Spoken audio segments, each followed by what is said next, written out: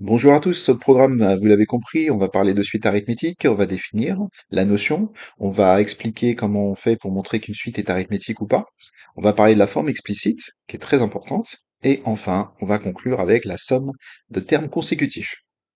Alors ici, j'ai mis les multiples de 3, 3, 6, 9, 12, etc. On remarque tout de suite que l'écart entre les termes est toujours le même, ici 3.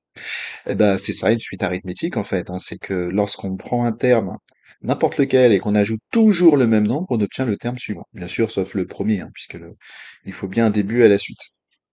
Autrement dit, si je veux généraliser, et en considérant que la suite commence par U0, eh bien, pour passer d'un terme au suivant, j'ajoute le même nombre qu'on appelle R, et si je regarde le schéma, comment je fais pour obtenir UN plus 1? Eh ben, je prends UN et je lui ajoute R. Donc on peut écrire que UN plus 1 est égal à UN plus R. Et c'est la définition d'une suite arithmétique. Et le petit R comme raison. Voilà, vous savez tout sur la définition. Maintenant, comment on fait pour démontrer qu'une suite est arithmétique? Eh bien, c'est pas si compliqué, on va s'intéresser à la différence UN plus 1 moins UN, pour montrer qu'elle est constante. Alors, un exemple, si j'ai la suite UN qui est égale à 2 plus 3N. Bon ben, j'ai UN, mais j'ai pas UN plus 1. Donc, comment je fais pour avoir N plus 1?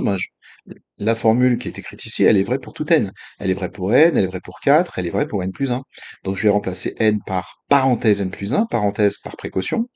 Alors ça donne quoi? Alors u indice parenthèse, effectivement c'était peut-être pas utile, mais c'est pas grave. Il vaut mieux mettre des parenthèses inutiles qu'en oublier. Vous voyez, celle d'après, elles étaient hyper importantes puisqu'il y avait le 3 devant. Donc en indice, ça sert à rien, je les enlève, et puis après on va pouvoir développer. Donc le développement, je considère que c'est acquis, hein, donc sinon il y a des vidéos là-dessus, mais là je vais pas détailler. Et il n'y a plus que 2 plus 3 à faire, et on a un plus 1 qui vaut 3n plus 5. En résumé, on a un plus 1, bah maintenant ça va être très facile de calculer la différence, en tout cas de l'exprimer. Je remplace, là encore, je remplace précaution parenthèse. J'ai un moins devant une parenthèse, ça aussi, je considère que c'est acquis, hein. Je vais pas revenir là-dessus dans cette vidéo, mais il y a des vidéos hein, sur la chaîne qui traitent de ça très très bien. Voilà, je supprime les parenthèses, et 3n, ben, au revoir. Et 5 moins 2, ça fait 3. Et j'ai bien une constante. Ah oui, il n'y a plus de n. Donc d égale 3. Mais finalement, qu'est-ce qu'on vient de faire là? Pourquoi il faut faire un plus 1 moins un? Reprenons la définition. Un plus 1, c'est un plus r, ce qu'on a dit tout à l'heure. Si j'enlève un à chaque membre, ou si vous préférez, si je fais passer un de l'autre côté en changeant le signe, bah j'obtiens un plus 1 moins un qui est égal à r. Mais un plus 1 moins un, c'est notre d. C'est exactement ce qu'on vient de calculer. Donc finalement, le 3 qu'on a trouvé, c'est la raison. Et donc on a fait coup double. Non seulement on a démontré que la suite était arithmétique, mais en prime, on a la raison. Ça, c'est quand même pas mal. Alors maintenant, comment on fait pour montrer qu'elle n'est pas arithmétique? Alors pas celle-là, hein. Si elle est arithmétique, on peut pas dire qu'elle n'est pas, mais une autre. Bah, c'est encore plus facile. Regardez, si je prends deux exposants n, on va simplement calculer les premiers termes. Donc, je remplace n par 0, ça fait 1. Je remplace n par 1, ça fait 2. Et donc, on peut remarquer que si cette suite est arithmétique, alors la raison c'est forcément 1, puisque on doit ajouter toujours le même nombre. Donc là, je dois ajouter 1, donc pour que ce soit toujours le même, il faudrait que ce soit 1, 2, 3, 4, etc. Donc on va calculer V2, on va voir ce qui se passe. Ah, bah ça fait 4. Donc là, il faut ajouter 2. Et puisque 1 n'est pas égal à 2, eh bien la suite est pas arithmétique. Vous voyez, très facile, il n'y a même pas de soustraction un plus 1 moins un à effectuer. Là, c'est... Je calcule des termes, j'observe et j'en conclus ce qu'il faut. Hein, j'ai trouvé un contre-exemple. J'ai trouvé deux raisons potentielles. Donc ça, c'est pas possible puisque la raison, elle est unique. Et donc je peux pas avoir une raison qui est égale à 1 et en même temps égale à 2. Alors, pour savoir à l'avance si il faut faire la différence UN plus 1 moins UN ou bien si on calcule les premiers termes, prenez votre calculatrice. Alors ici, j'ai pris le NumWorks, mais vous pouvez prendre n'importe quel autre, hein, ça marchera tout aussi bien. Dans partie suite, formule explicite, parce que c'est UN en fonction de n. J'ai tapé la deuxième, là, 2 exposant n, et quand on regarde les termes, la colonne de droite, eh bien, on se rend compte, 1, 2, 4, 8, 16, 32, on voit bien que l'écart entre les termes n'est pas tout le temps le même, hein, donc là, on sent bien qu'un contre-exemple va faire l'affaire. Et puis si on choisit la première, 3n plus 2, hein, qui était arithmétique, ben, à la calculatrice, on va voir 2, 5, 8, 11, 14, etc. Et on voit bien que il semblerait que cette suite soit arithmétique. On peut pas l'affirmer, mais quand on voit ça, on a quand même envie de faire la différence. D'accord? Donc prenez votre calculatrice, vous faites ça en 30 secondes, une minute, et comme ça vous savez à l'avance ce que vous devez faire. Alors la forme explicite, à quoi ça sert? Bah à ça par exemple, hein. J'ai eu 0 qui vaut 1,7, un plus 1 qui vaut un plus 2,6, donc 2,6 c'est la raison, que vaut u 153 297. Ah, j'espère qu'on leur a pas coupé l'appétit quand même. Bon non, mais c'est pas si dur, regardez, en fait, on va essayer de comprendre. U0, U1 jusqu'à UN, à chaque fois on ajoute R. Ça, je pense que c'est OK. Maintenant, si je veux passer de U0 à U2 directement, ben, la raison, je vais en ajouter 2. Et si je veux passer à UN, ben, là, je vais ajouter n fois la raison. Donc UN, c'est U0 plus NR. Et grâce à cette formule, on va pouvoir calculer n'importe quel terme. Là, je remplace U0, R et N par leur valeur, c'est-à-dire ben, U0, on a dit que c'était 1,7, la raison c'est 2,6, et N c'est l'indice dont on cherche le terme, ici 153 297. Et on trouve la bonne réponse. Vous voyez que c'était pas si compliqué, c'est vrai que comme ça, a priori sans la formule, c'est un petit peu compliqué. Alors, qu'est-ce qui se passe si U0 n'est pas le premier terme? Eh bien, c'est à peu près la même chose, hein. UP, j'ai mis P, P comme premier terme. UP, UP plus 1, UP plus 2. Et puis là, on va essayer de réfléchir. Bon, bah, pour passer de UP à UP plus 1, j'ajoute la raison. Et de UP à UP plus 2, je l'ajoute deux fois. Alors, comment obtenir 2 avec P et P plus 2? Bah, on fait la différence, celui de droite moins celui de gauche. Quand je dis celui, je parle de l'indice. Donc, P plus 2 moins P, ça fait bien 2. Et donc, si on veut aller directement à UN, on va mettre le même principe, on va faire N moins P. Donc, on va rajouter N moins P fois la raison à U0. Pardon, à UP, ouais, parce qu'on a dit que c'était pas U0, justement. Et donc UN, eh bien c'est égal à UP plus N moins P fois R. Et là, on a une formule qui s'adapte à tous les exercices, même si la suite n'est pas définie avec U0, mais un autre terme, eh bien on pourra quand même traiter l'exercice. Alors justement, un exercice, je vous en donne un maintenant. Allez, essayez de chercher en faisant pause et en prenant une feuille et un stylo. Donc je vous donne deux termes de la suite et je vous demande la raison. Bien sûr, je précise que c'est une suite arithmétique. Donc toutes les formules qu'on a vues précédemment peuvent être utilisées. Allez, j'espère que vous avez joué le jeu. Je vais corriger, donc on va prendre la dernière formule, parce qu'il y a deux indices, il y a n et p, et là j'ai 15 et 6. Donc assez naturellement, je vais penser à remplacer n par l'un et p par l'autre. Par exemple, n égale 15 et p égale 6. Alors ça donne quoi ça? Bah ça fait, voilà, hein, je remplace, ça c'est un jeu de remplacement, c'est pas très compliqué.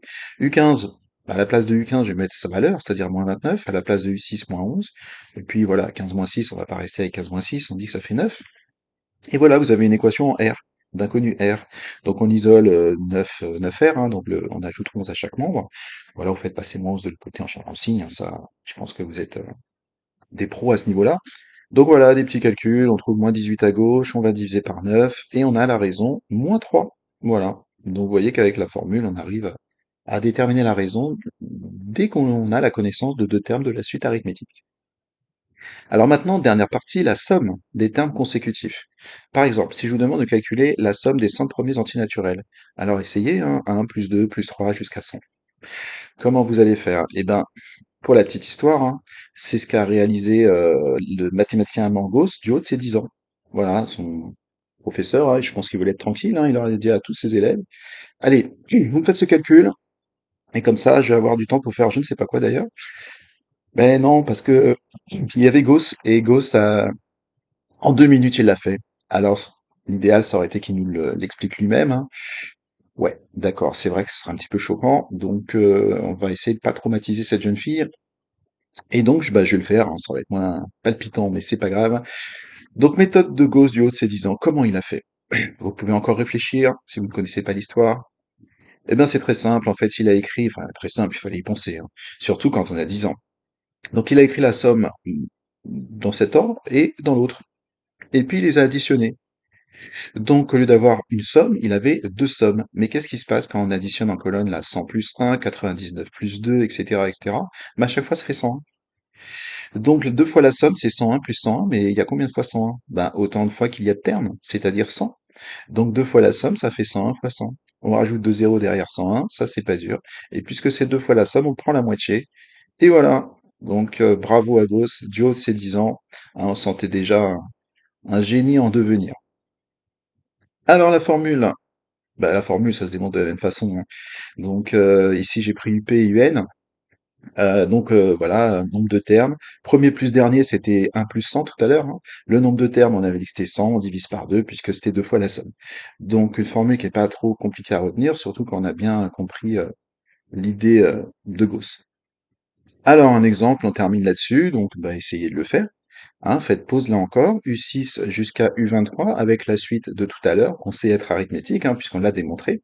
UN est égal à 3n plus 2, eh ben allez-y.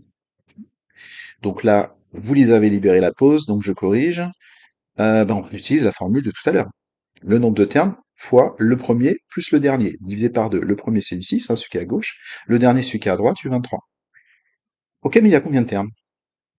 Ah ouais, c'est ça la question. Combien il y a de termes entre U6 et U23? Alors, on a la team 17 et la team 18. Donc, je sais pas dans quelle team vous êtes. Alors, c'est vrai que 17, on pense assez naturellement, on fait 23 moins 6, comme on a dit tout à l'heure. Mais tout à l'heure, on calculait pas le nombre de termes. On voulait savoir combien de fois il fallait ajouter la raison. Donc, en gros, ça revenait à calculer tous les termes qu'il y avait après U6. Donc, il va manquer U6. Donc, c'est pas 17, ce sera 18. Alors, si vous voulez mieux comprendre l'erreur, imaginez, voilà, cas extrême, je prends une somme là avec juste deux termes. Qu'est-ce qui se passe si je fais 7,6? Bah, ça fait 1. Vous pensez vraiment qu'il y a un terme ici, là? U6 plus U7, c'est un terme, ça? Eh non, c'est 2. Vous voyez, on a juste compté celui de droite. Donc, il faudra penser, voilà, cette formule, elle est fausse, même si c'est vrai que tout à l'heure, peut-être que ça vous a influencé hein, de voir la soustraction, mais voilà, il faudra penser à ajouter 1 ici. Et donc, en ajoutant 1, on trouve bien 18. Bon, bah maintenant qu'on a notre nombre de termes, il n'y a plus qu'à calculer U6 et U23. Alors comment on fait? Ben, on prend la formule, hein. Cette formule elle est vraie pour tout n. Donc tour à tour, on va remplacer n par 6, puis par 23, et on va comme ça calculer U6 et U23. Ça, c'est pas très compliqué, c'est le calcul de termes, comme on l'a vu dans la vidéo précédente sur les suites. Allez, on remplace, on prend sa calculatrice, on trouve 819. Et ben écoutez, si vous avez trouvé ça, tant mieux. Sinon, ben, j'espère que vous avez appris de vos erreurs et que cette vidéo vous aura été utile. En tous les cas, la prochaine sur les suites, on parlera bien sûr des suites géométriques.